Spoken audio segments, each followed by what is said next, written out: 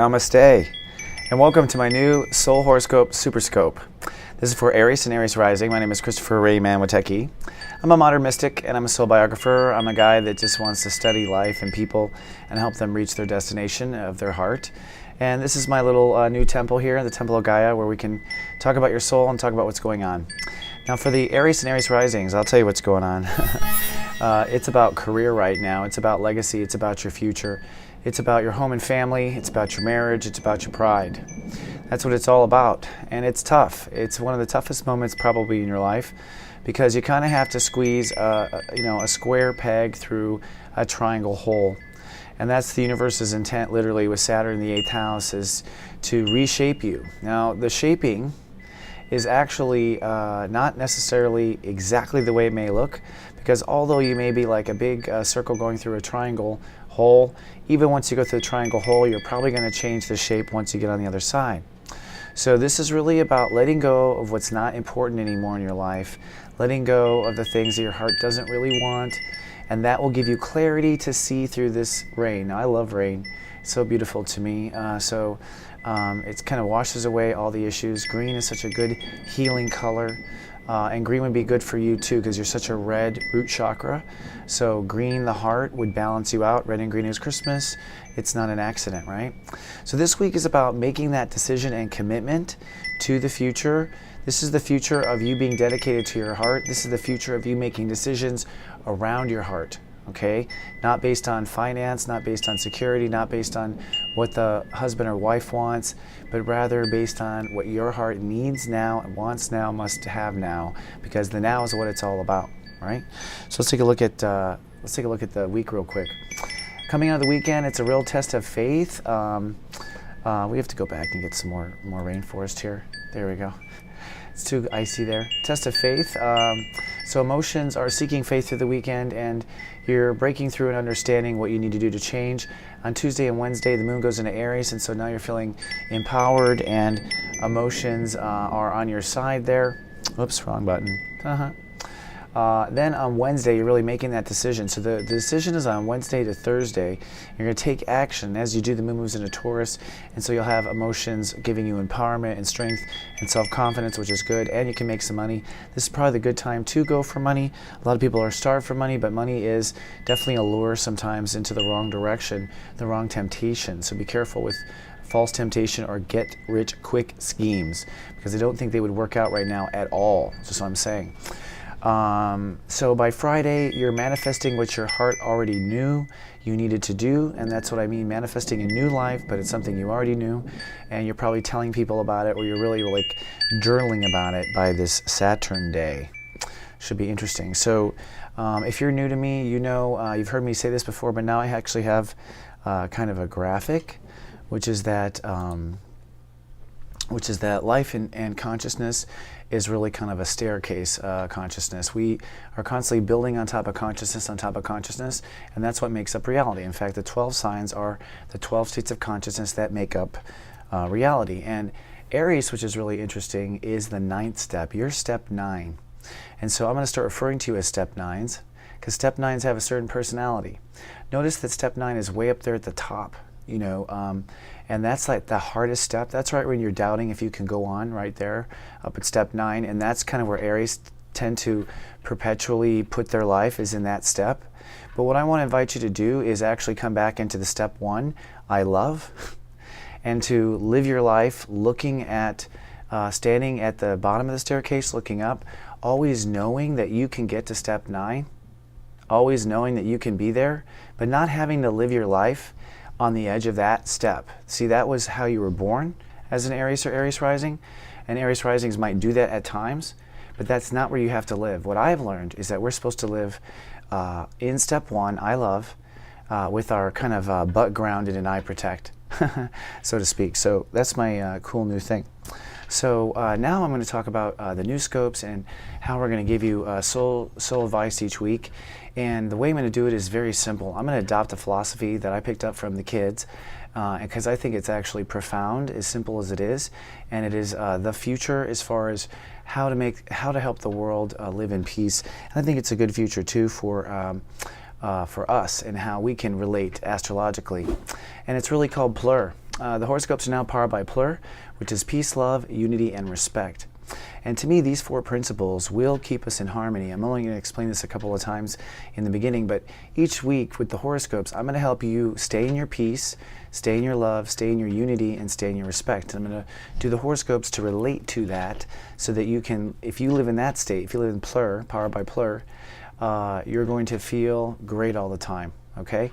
And this is kind of something going on with the kids already, so to speak. It's the new age hippie thing, so to speak. So I think it's worth it. So that said, going to the PLUR, let's start with the peace. Now, with peace and with the Aries and Aries risings, keeping the peace has to do with emotional foundation. With Jupiter opposing all the planets in the Capricorn house, you're literally trying to have a new emotional foundation to feel emotionally secure in your life. So this is why maybe the decisions of career decisions, or where you might be going with career and things like that, might be feel so grave or so intense, or the decision may be so much because your emotions are at stake, your family's at stake. What also is at stake is your just well-being. All right.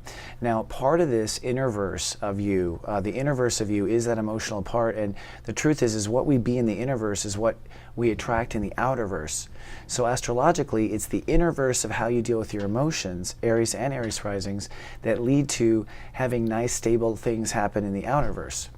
And Saturn and Scorpio is saying, hey, time for you to draw some boundaries with yourself, to put some limits on yourself, or to open up in some cases. But I think at this point you're being forced to put limits because the world is opening you up. And that leads to not feeling very emotionally secure. If you don't have solid boundaries, knowing it's like, hey, I know I can only have one drink, that's my emotional boundary, then that's it. Live by your boundary. It's very simple. You'll be fine. You know, it's like sometimes the obvious is just, you know, too obvious. So emotional boundaries, and that is for the inner verse. I think that's what will allow the Aries to keep peace in themselves, and for the Aries rising to keep peace is really drawing that emotional boundary. All right, this leads to love. Now, my favorite topic is love. And you know, when it comes to love, the truth is that Aries and Aries risings, we're going to have a huge explosion of love affairs, creative projects, and all sorts of great things this summer 2014. So you're really actually preparing the nest to lay what I call the golden egg, to lay and be that personal dream to come true. And that is true love, that is all those sorts of things, all that magic candy. So really, when it comes to loving the inner verse, it's really time to start preparing and loving yourself for love.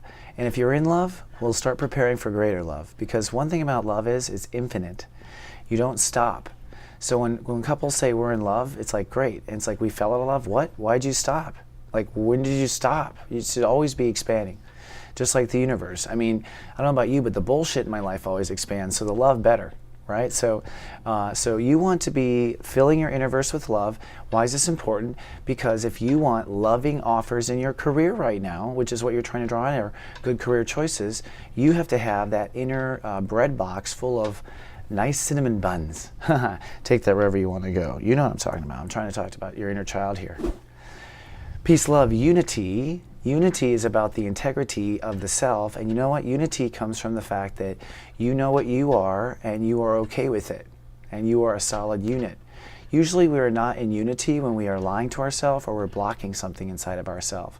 Now, that part of you that needs to draw boundaries with yourself emotionally, it might be actually denying. That same energy could be denying things, and you could be lying to yourself about things too.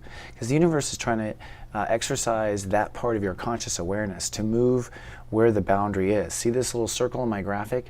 That's an invisible boundary, but it's very visible. You know that if your kid takes one more step, you're going to go over there and grab them because they're too close to the street. That's an invisible boundary that you've come up with in your head that leads to action.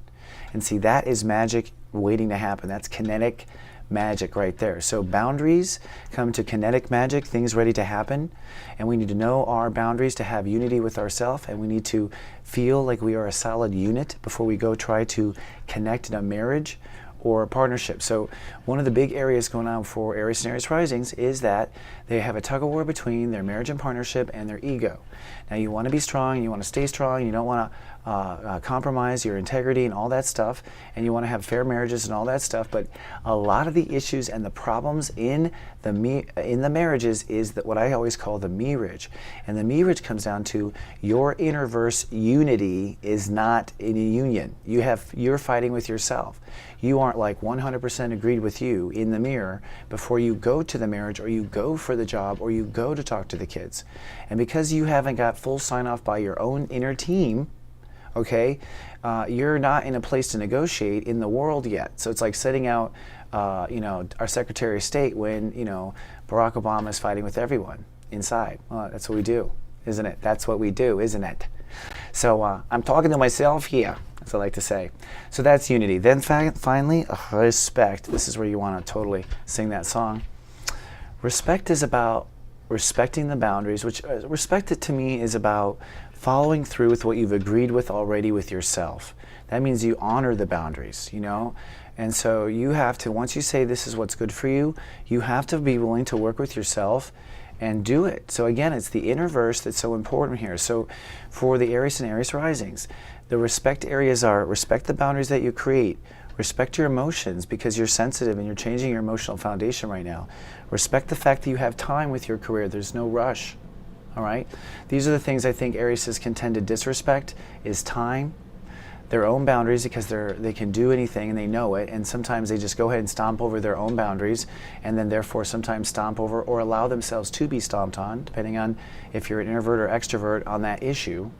But it's respecting your own boundaries. And you know what? If you are a person who people don't respect your boundaries, it's because you're not respecting your inner-verse boundaries that you're drawing in the outer-verse, people that don't respect your boundaries. That's how it works in the law of attraction, right? So respect. Now, if you're, and it can go both ways too in that regard. So time to respect. Now, what else do we want to respect? Actually, I'm loading my graphics here. Soulmart.me, I want to invite you down because I've got some cool things if you want to get deeper. One is the Megascope. The Megascope gets deep for the whole month. It gives you a month preview, and I'm going to have Aquarius coming out as well, so come on down. It's 1111, priced in a healing number and a healing vibration. I also have 1-hour readings for $99 now, and you get a 15-minute follow-up this week, this year, because I've got software that can actually track that now and automate that, which is really groovy. But my most excited thing is GA Venus. We are launching a full watchover service, digital guardian agency for girls and women. And this is because, frankly, that's most of my audience, and we want to be able to help more, and there's only so much time, so we are launching GA Venus. If you want a 1 week free trial, come to gavenus.com, and you can just fill it out, and you get a free week trial and see for yourself. We've got some cool experts, some basically soulgarden.tv, all those great people that were giving out advice. We're now just focusing that team on girls and women, and really helping and seeing what we can do to empower the female gender race here on planet Earth or Project Earth. So go for it. All right, so that's all I have for today. That's all I have for this week, but I'll be back. This is it. I've got my format, I got my colors, I got my new wardrobe, I got my John Denver look. People have said that. And I'll be back in 7 days. I love you, and live, love, be.